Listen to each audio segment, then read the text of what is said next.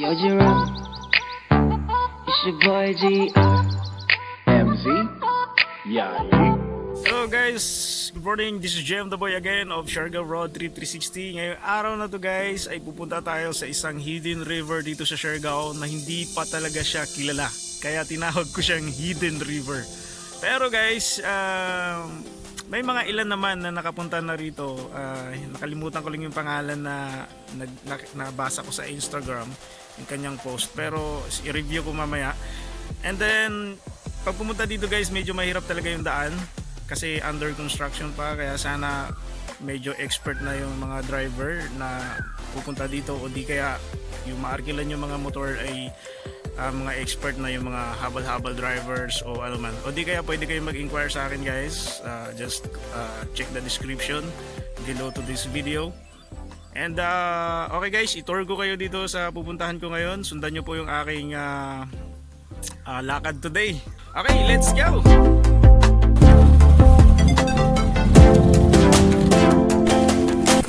So, ayan guys, medyo rough road talaga siya. Mapapansin nyo po. Isang kamay lang po yung pinanggamit ko dyan. And yung mga daan dito. Ilalagyan ko po ito guys ng ilalagay ko po yung link ng lugar na to sa description, yung mapa.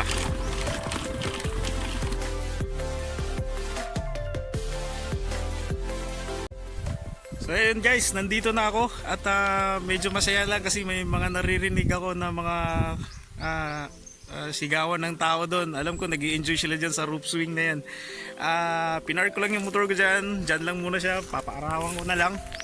So maglalakad lang tayo guys dito ng mga 10 minutes papunta dun sa ginagawa ay sa river. Pero dun sa baba na yun makikita mo na dito.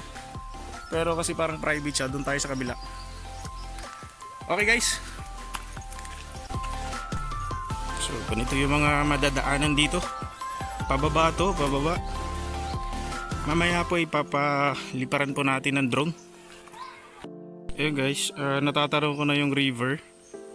Then nandun yung mga bata naglalaro. Mga local, ang daming local. Try natin silang kuhanan ng video kung ano yung mga ginagawa nila. And ito yung isa sa mga na gustuhan ko dito sa Siargao talaga. Ang daming pwedeng puntahan. And take note guys 50 na po. I think more than 50 na po ang na-explore ko dito. Lahat po yung gagawin ko po ng vlog. Okay guys, nandito na ako ngayon sa river. Andito po yung mga ginagawa nila.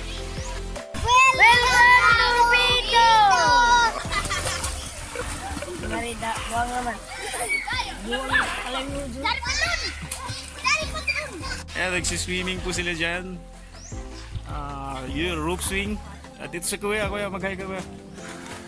Okay. Guys, nandito kami sa Bito ngayon. Ang saya-saya namin ng mga bata dito, local. Woo! Sige, mag-hi kayo, mag-hi! Nandito kami sa Bito. Okay. Sino pa? Sino sa wala?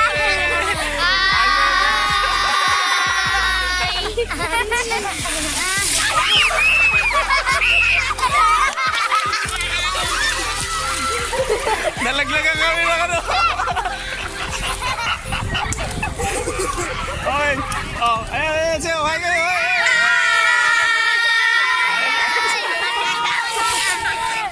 Ano to dito guys?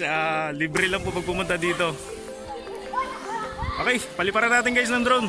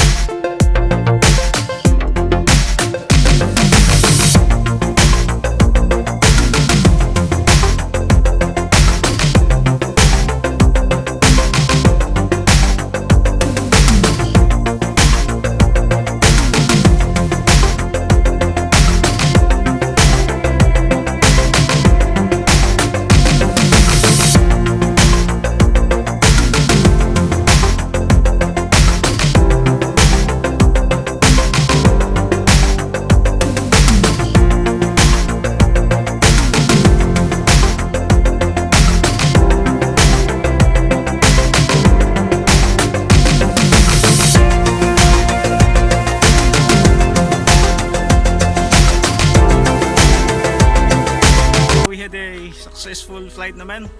So thankful, and the river was good, and as you could see to my behind to my back, you see, ang ganda talaga guys, promise. So I think I can recommend this to all the adventurous people out there. Guys, sana mapuntahan nyo rin to kapag pumunta kayo sa Siargao. So ayun guys, masaya dito guys, sobra na in love ako sa mga local dito. Eh mga bata, oh, ang dami, oh, ang cute. Ito si Kuya. Hello. And guys, so pag pumunta kayo dito sa Siargao, ilagay ko sa map, yung link nito sa description sa baba ng video, pwede nyo i-check. At maganda dito pumunta pag linggo dahil maraming tao.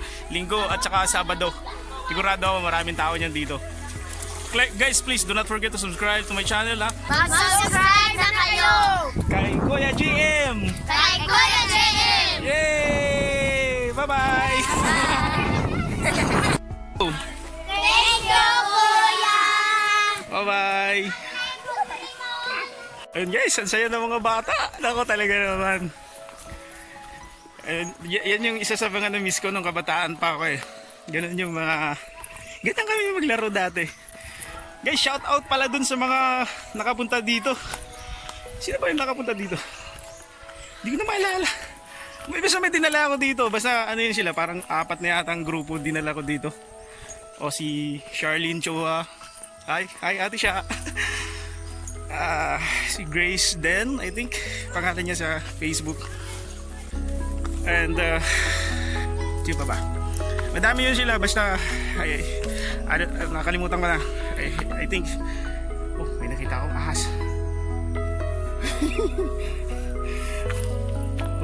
Yun yung sawa.